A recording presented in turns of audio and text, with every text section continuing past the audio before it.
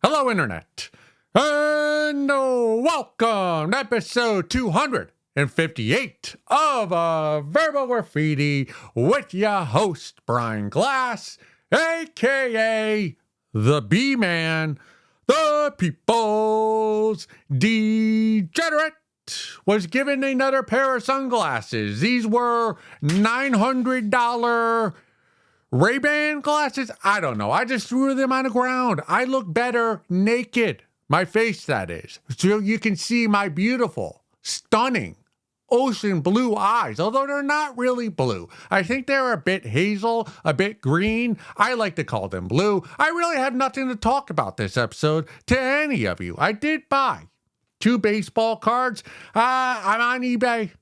It's getting the best of me, so I bought this groovy Derek Jeter card. I'll put a picture of it right there. And then this is cool Topps laser print from 1996, Jeter's rookie year. And I read a book. I'm really happy that I'm not happy. I'm proud of myself that I read a book, a real novel.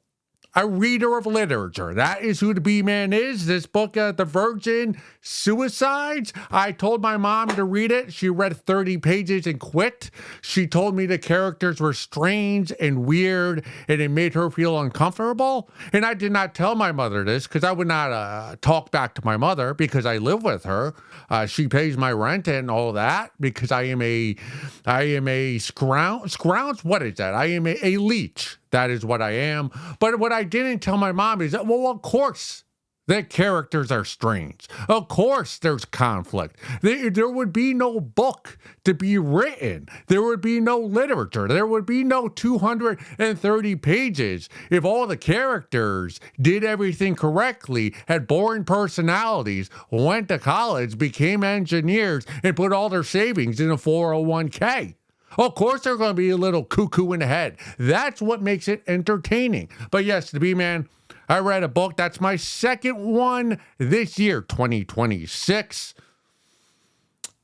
Let's get a few things out of the way before we move forward in this episode. And I really have nothing to talk about.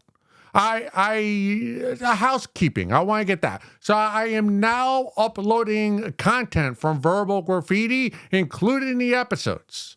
Will now be on Rumble as well going forward.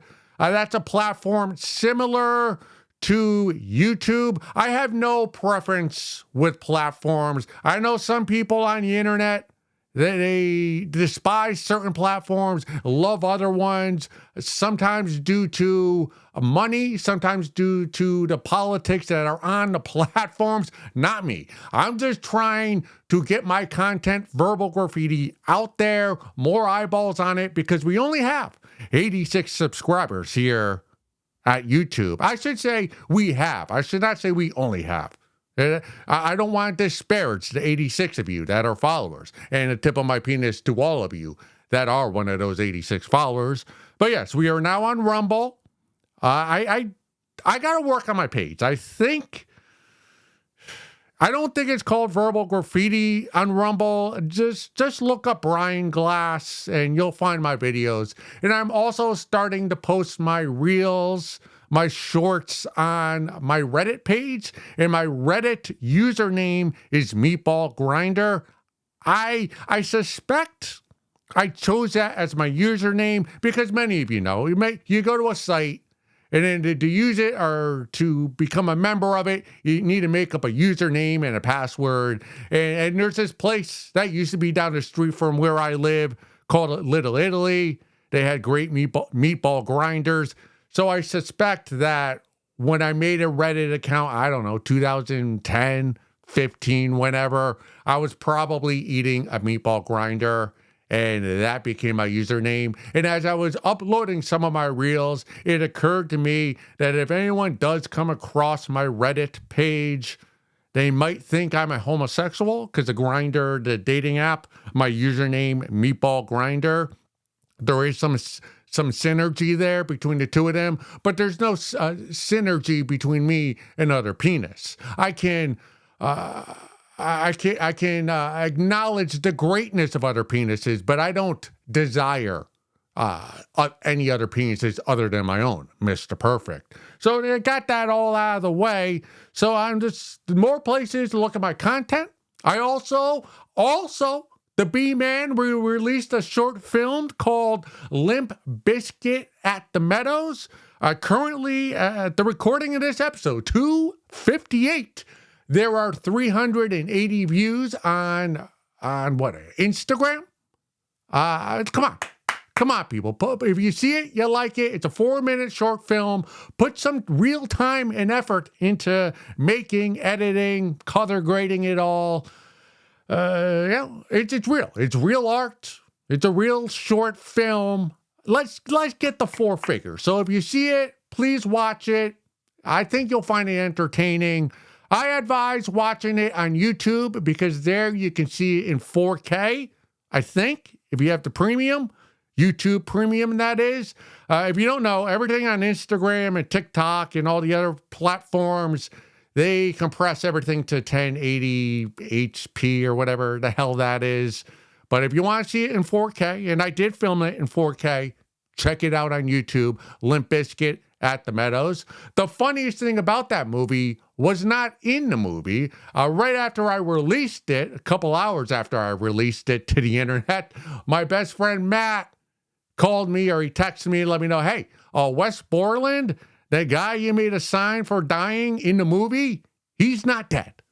So I made a whole movie about a band member of Limp Bizkit that I thought died, who actually is still alive and performing with the band. Wes is the one who paints his face, and the artsy guy. I thought he died last year. It was actually Sam, the bassist. So I'm a big fan of Limp Bizkit. But can I really call myself a big fan of Limp Bizkit when I had the wrong band member who died last year in 2025? Maybe I should just say, I like Limp Bizkit's music. A fan would know all the band members, and certainly the band member that died last year. He certainly wouldn't mistake it for the second most popular member of the band, other than Fred Durst. But I don't know. But I do know Fred Durst did the business with Britney Spears, allegedly, back when, back in the TRL days of MTV, R.I.P. So I personally, I think that makes the movie even funnier. That that I centered the movie around a band member, Wes Borland, who I thought died, who's still alive. That's just a story of my life. I put everything together. It actually comes out great. But then the centerpiece of whatever it is I put together or put all my effort towards is completely wrong and fucks up the entire project, or in my case, my entire life. So it did not surprise me at all when I was informed by my best friend that, no, that poster you made, wrong band member, you dumb fuck. B-Man, what can you do? Are we doing it wrong? Are we doing it wrong? I think we might be doing it wrong. When I say we, I'm speaking to all the W2 slaves, minions in the rat race. I probably shouldn't call us slaves, but because of the history with slavery, W2 is a bit better than being a slave. Although I will say, and I'm not saying this is not an argument for slavery. We are abolitionists here at Verbal Graffiti. If you don't know, that's somebody who is anti-slave. That's somebody who was against slavery, that shouldn't exist. To brag about being an abolitionist in 2026 is not something to brag about. Although I just did, because I'm the B-Man.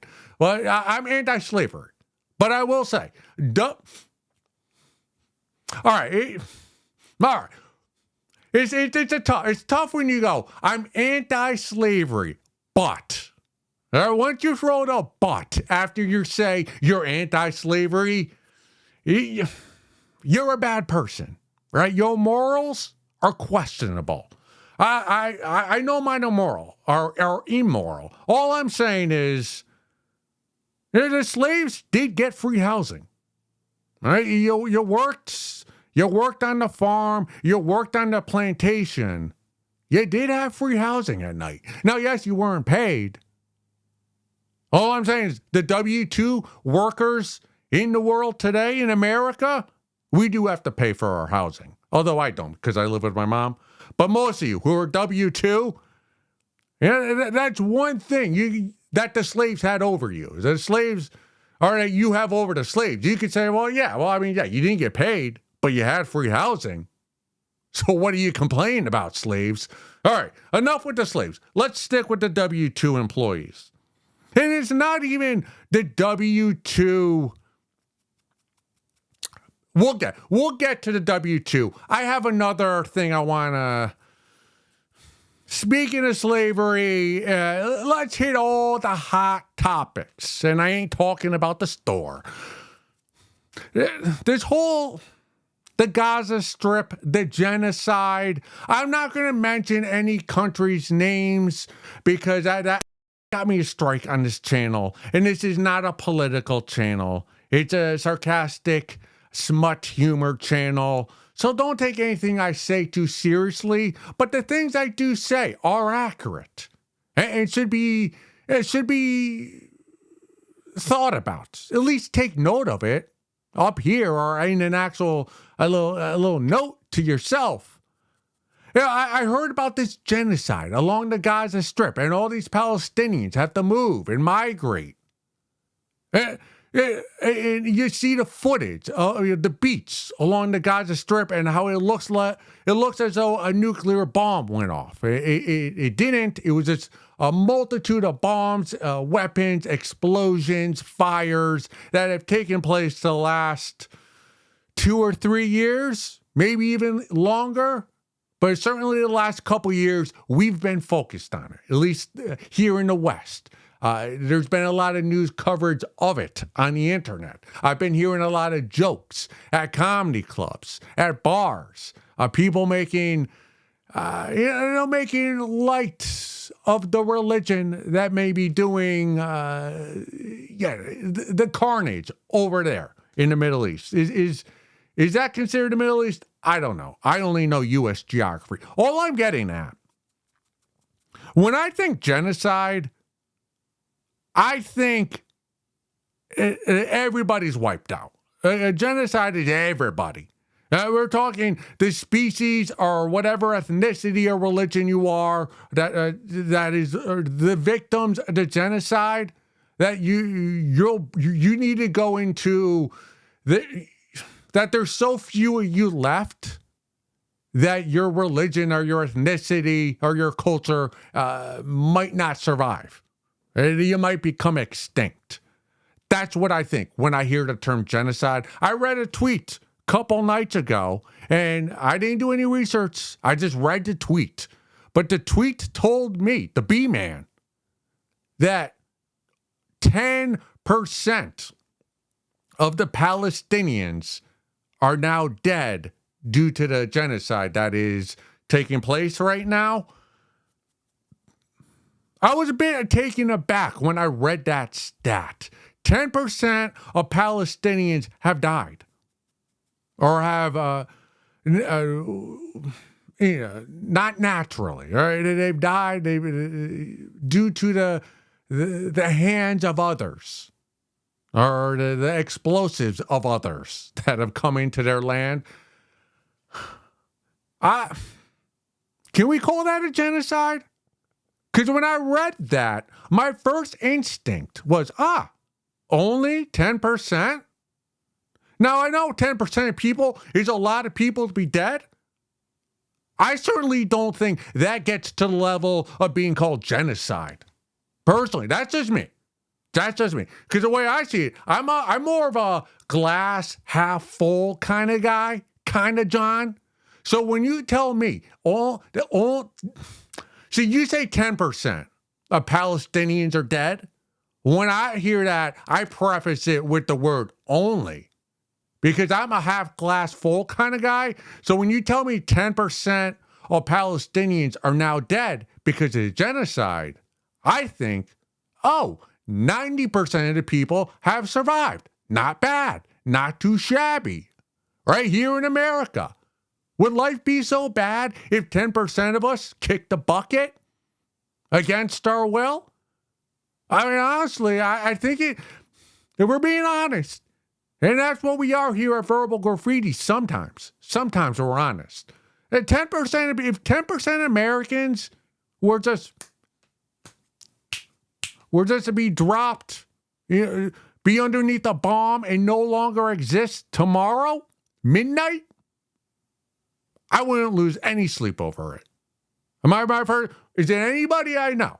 That's the first question. Anyone in my family, any of my friends, any more members of Limp Bizkit, if those people are all still alive, all right, America's a better place than it was before the genocide took place. All I'm saying, 10% of people, like that's, I don't think we should be calling that a genocide. And this isn't a Gaza Strip. It's not even relegated to them. And anywhere in the world where a certain group, their numbers are lowered by 10%, hey, I'll allow you to call it a tragedy, but don't come at me with a straight face and try telling me that was a genocide. You survived a genocide. No, you didn't. No, you didn't. Genocide needs to be 51%. 51% of your population, wherever it is in the world, has to be murdered. For me, the B-Man, all of us here at Verbal Graffiti, to consider that a genocide. It needs to be over 50%. And if it's 50-50, ain't a genocide. That's very, very tragic, horrific, satanic, not genocide. You got to get over. Got to get over that hump. Got to get the 51%. You got to win. You got to win the popular vote. You got to get the 51%. 51% of your population dies. All right. That's it. That's a genocide. The B-Man, I'll go to a candle vigil for your people. I won't cry because I have a black heart. I will hold a candle though and light it. All right, with the little paper so that the wax does not get on my fingers. I'm not kinky like that. So I outside my house, my mom's house, that is, I'd hold a candle thinking of you, a vigil to the 51% plus of whatever community now perished and lives no longer, is in the afterlife, whatever that is. At 10%. When I heard that, and maybe I'm wrong, because it was just one tweet. So if I'm wrong, hit me down in the comments. This is being way overblown. Way overblown. Not excusing what's happening, not advocating for it. We want everyone to survive. We want everyone to live and prosper and get their nut in a hot babe who's busty. But we're not advocating for any of that. But all I've heard about, everyone's social media, free Palestine. There are protests. There's all these events. There's all, if you don't speak out, you're part of the problem. It's just, I've been bombarded with these transgressions that have been going down over there. And then when I read yesterday or a couple nights ago that it's only 10% of the people have been murdered or killed or excommunicated, what's the big deal? That's more beachfront property for the rest of us. Yeah, if you're one of the 10% that died, it's a tragedy.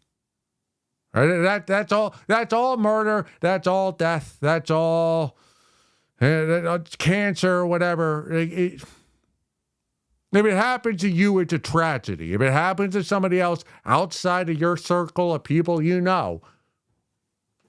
that sucks. But it's not tragedy. So I'm a bit perturbed. Okay, I want the last 3 years of my life back. Because all I've been reading about on the internet is how you know, just how we need to have these Nuremberg trials, and there needs to be justice, and people have to be kicked. And I'm not saying all that stuff shouldn't happen. All I'm saying is I shouldn't have had to be reading about it. It shouldn't have been something that I'm just bludgeoned with information about it every time I open X or Instagram or any social media site, because I do follow some politicians and some pop culture and some foreign affairs accounts. So it's on my feed a lot. You know what I'm saying? It should not.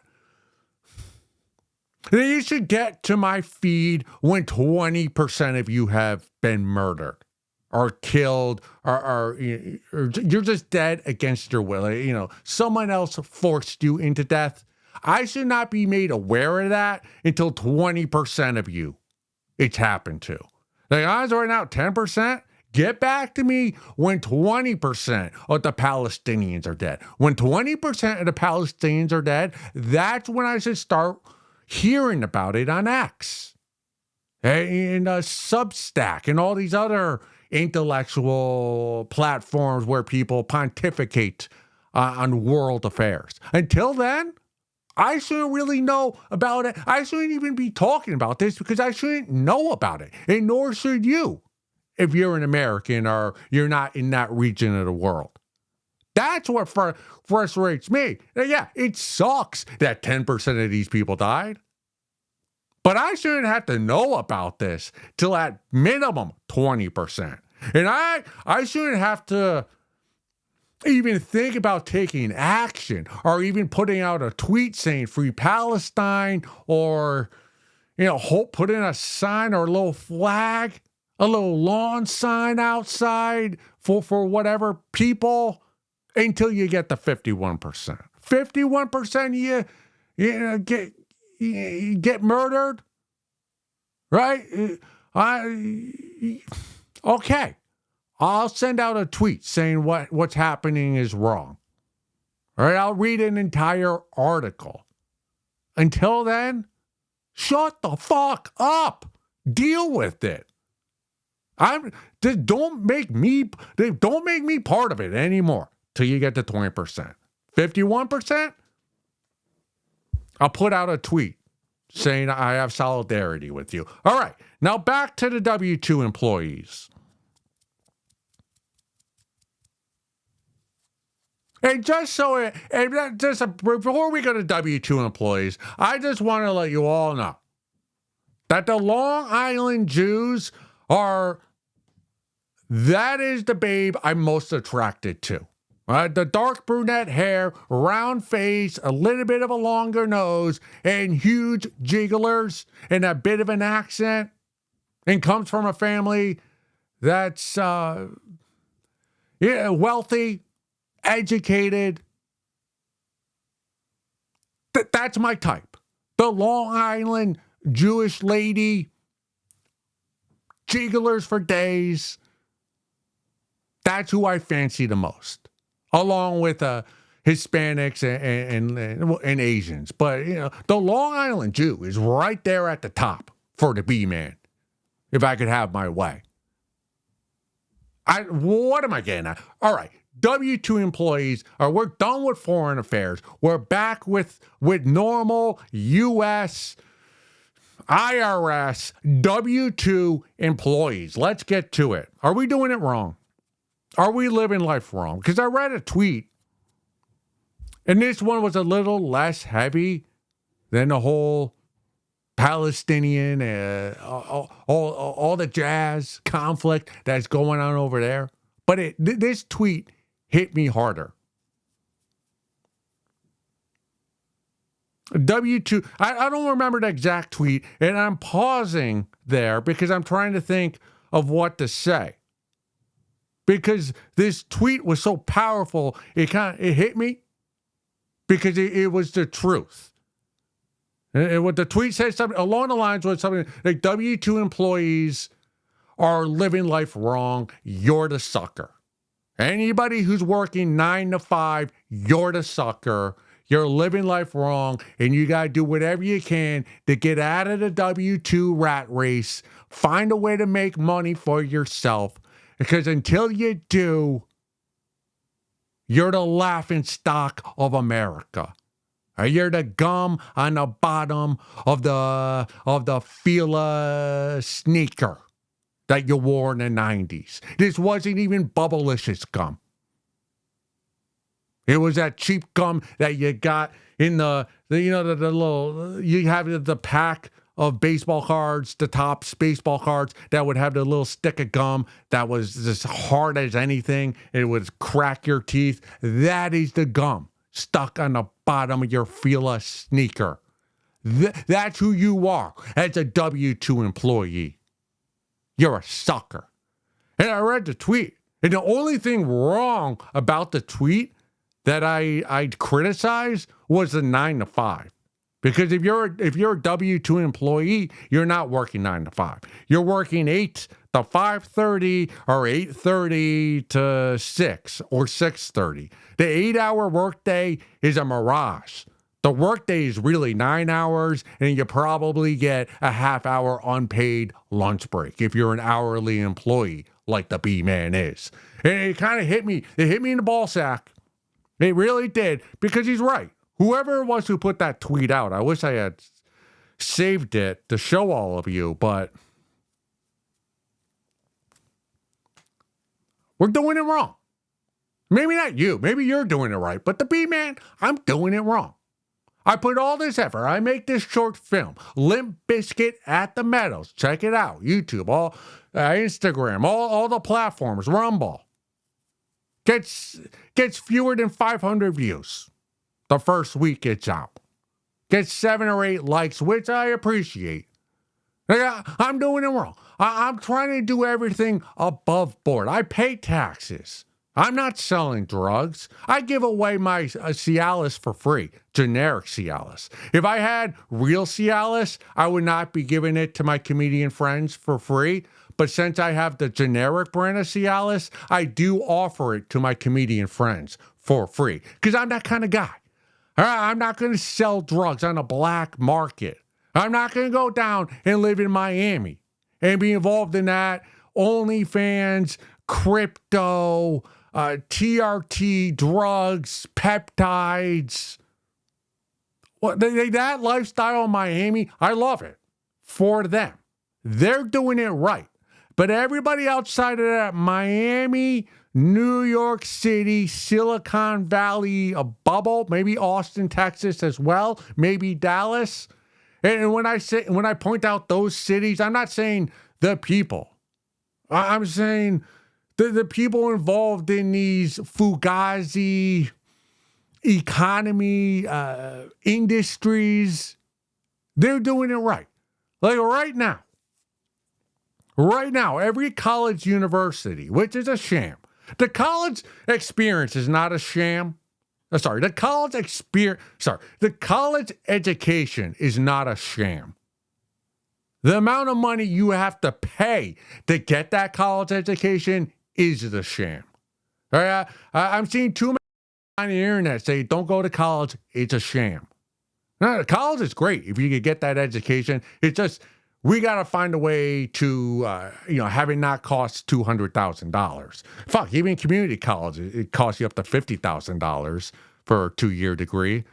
Anyway, what I'm getting at is there are people in college, there's probably kids in high school, 19, 20 years old, maybe, of age, barely legal.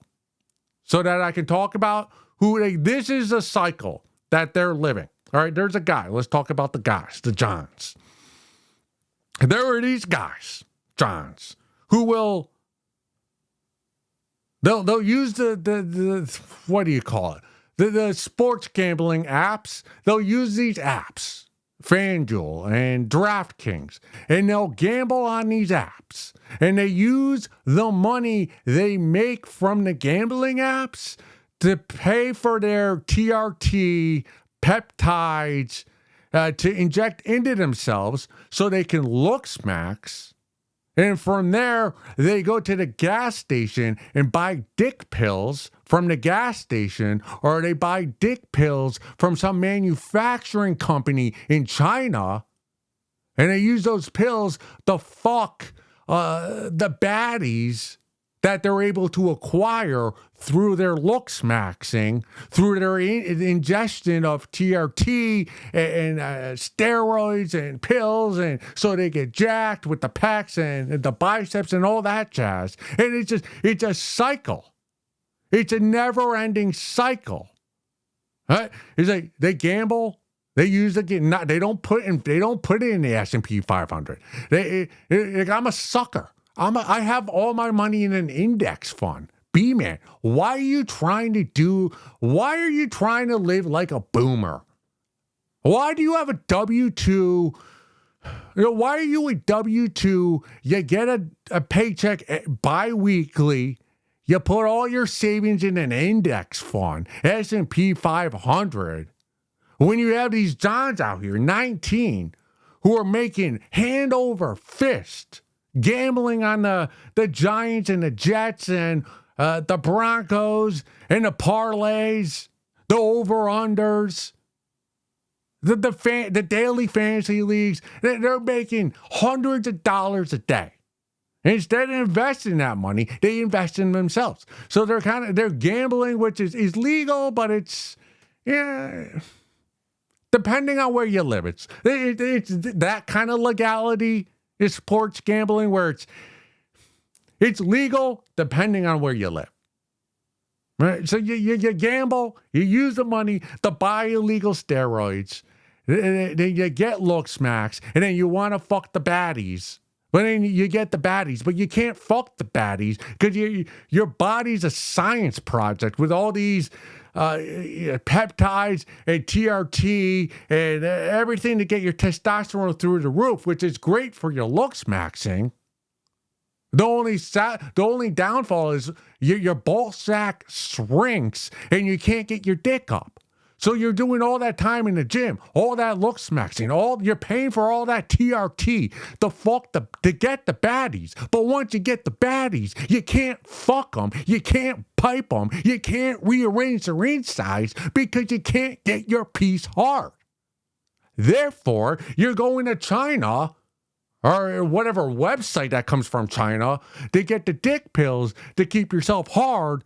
Right after you did a line of cocaine in the apartment, that you don't even have the money for the apartment. You're renting the apartment on credit.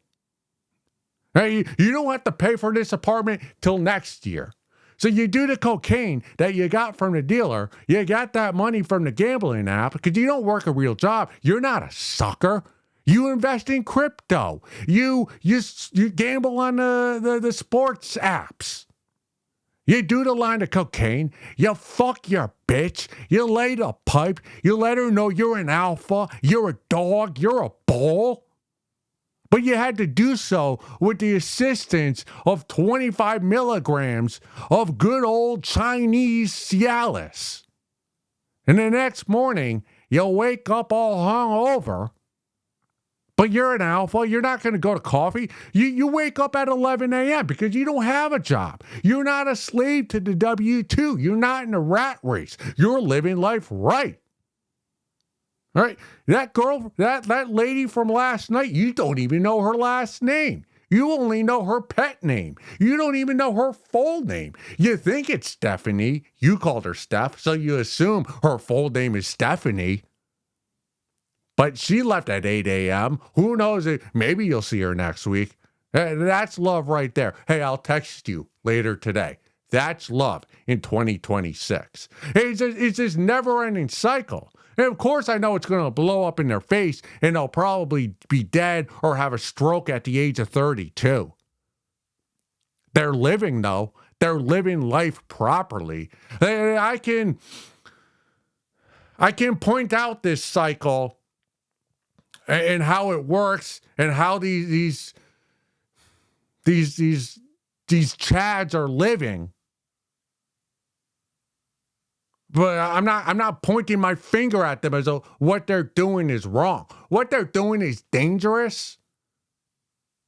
but it's the only way to be living in America in the year 2026. We're still living in a wild, wild west. If you're trying, if you're on LinkedIn, you've lost. That's just a fact, Jack.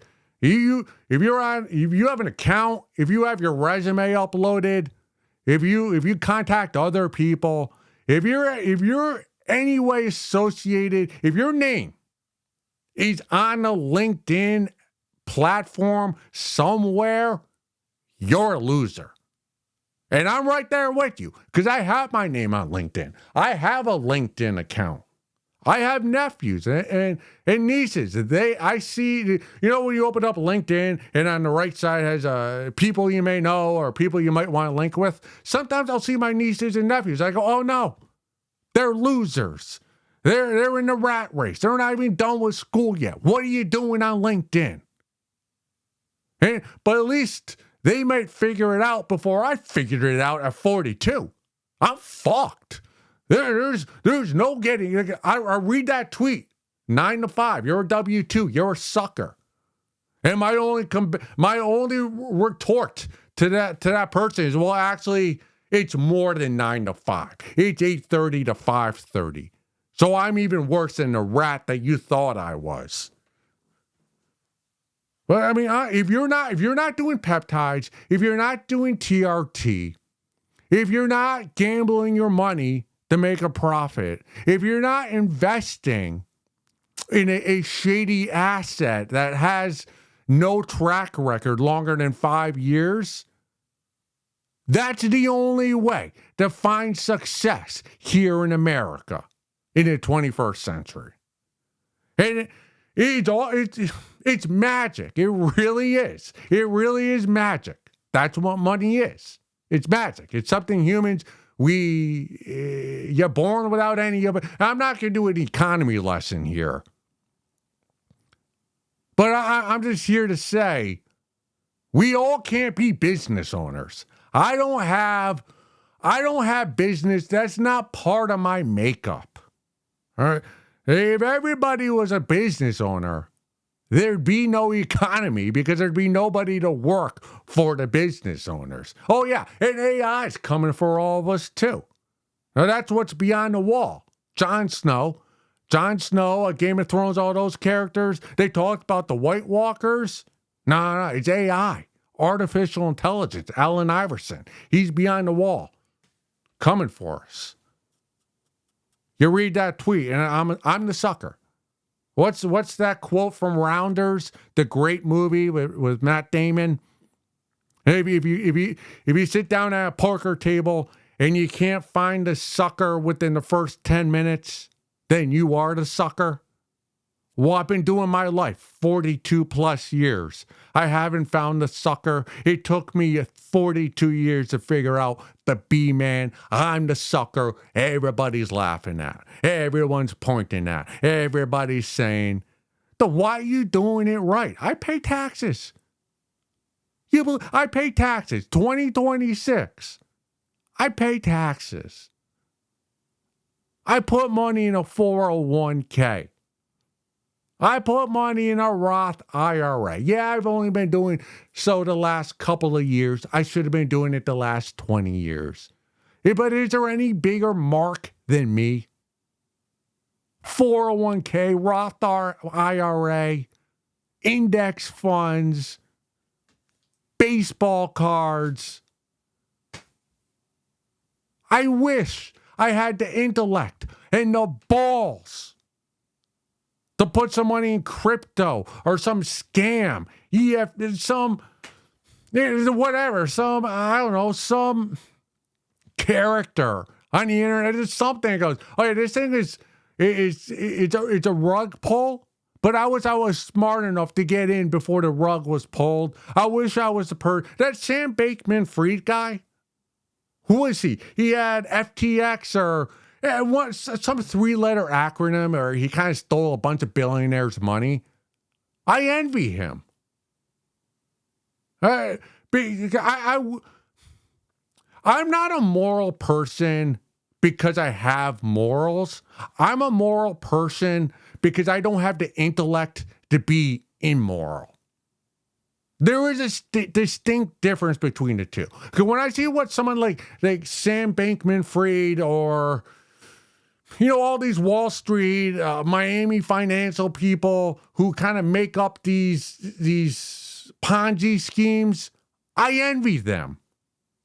I wish I had the IQ, the intelligence, knew how to do a mathematical equation, or be able to do a mathematical equation impressive enough to make someone with real money give me their money. Sam Bankman-Fried, all these finance bros and gals, I envy them. Like if I was that smart, if you're that smart, if you have that high of an IQ, you deserve it to yourself to be immoral and steal everybody's money. And I don't even call it stealing. You're just tricking them. Game, respect, game. You're doing it wrong. I'm a W-2. Right? You can laugh at me. And the problem is, I have the worst IQ. I have an IQ where I'm smart enough to be in the system, to be in a rat race, to be a W-2 employee, but my IQ is not high enough where I can get added a W-2 slave work and bi-weekly paycheck work. But I recognize that that's where I want to be, or that's where I should be, because right now I'm a sucker, a big old sucker of a lollipop. It's not even a blow pop. There's nothing in the middle waiting for me. That retirement fund's probably not going to be there. Social Security, get the fuck out of here. We know that's a sham. All right, but I'm smart enough to know I'm the sucker. But I'm also not dumb enough, or I don't have a low enough IQ where, hey, I'm just not aware. Like, that's almost where you want to be. You want to have a low enough IQ where you can make a living, but you think you're living the best living because your IQ's not high enough to realize that there's such a better way of life. You're just satisfied where you are. So it's just, I'm stuck in purgatory. Real life purgatory. Go suck a fat one.